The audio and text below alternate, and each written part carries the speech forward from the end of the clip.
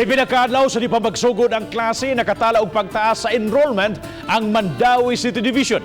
Mipadayag na silang kaandam pagbukas sa school year sa sunod semana. Ang report ni Nico Serino.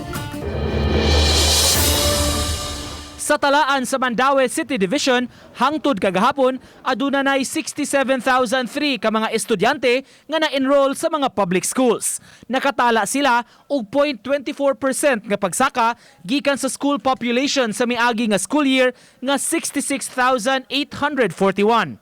Usa sa nakitang rason sa pagsaka sa enrollment ang epekto sa COVID-19 ug pag-transfer sa pipila ka mga tinun-an gikan sa private school ngadto sa pampubliko nga eskwelahan. We expect migration of learners from the private school to public school.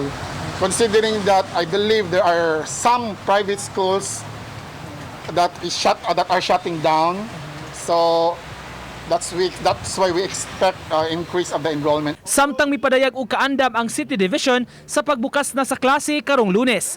Ug mga adlaw, formal na nilang ilusad ang oplan balik eskwela. Apan gumikan sa pandemya, virtual ra ang kalihukan. In this present time, we need the cooperation of parents actually to ensure that we can deliver quality education despite the pandemic. Gihulagway sab nila, malampuson ang dry run o mga simulation nga gilusad sa mga eskwelahan sa distribution sa mga learning module. Sa Oktubre 1 ug 2 pa ang formal nga distribution sa tanan nga eskwelahan.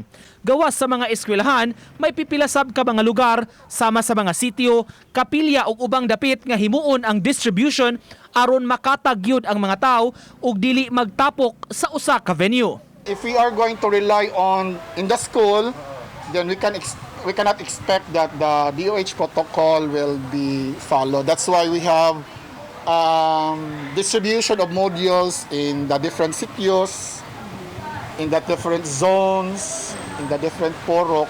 Uban ni June Solon, Nico Sereno, Balitang Bisdak.